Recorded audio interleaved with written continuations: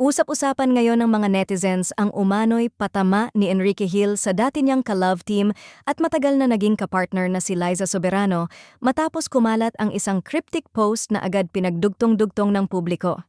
Sa nasabing post, makikita ang isang madilim at simpleng background na tila may kasamang mensahe o emosyon na hindi direktang ipinapahayag, ngunit sapat para magbigay ng iba't ibang interpretasyon.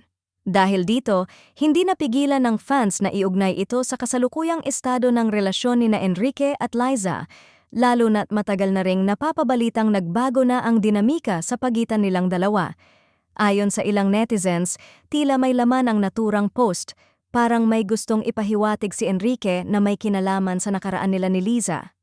May mga nagsasabi pa na baka ito ay patungkol sa mga desisyon ni Liza sa kanyang career, lalo na nang piliin nitong tahakin ang ibang landas at subukang pumasok sa international scene.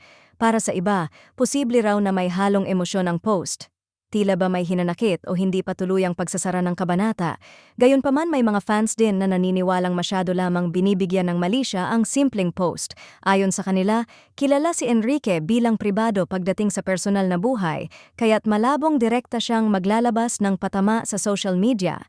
Posible rin daw na ang naturang post ay may ibang kahulugan at hindi dapat agad iugnay kay Liza. Sa kabila nito, hindi pa rin napipigilan ang patuloy na diskusyon online. May mga solid supporters ng Liz Quen na umaasang maayos pa rin ang relasyon ng dalawa, kahit pa nagbago na ang kanilang mga landas. Samantala, ang iba naman ay tanggap na ang posibilidad na tuluyan na silang nag-move on sa isa't isa, bilang magka-partner man o bilang individual.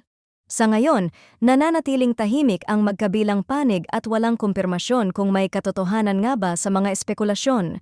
Ngunit tulad ng inaasahan, hanggat walang malinaw na sagot, patuloy na maghahanap ng kahulugan ang publiko sa bawat galaw at post ni na Enrique Hill at Liza Soberano, lalo na kung ito ay may bahid ng emosyon at misteryo.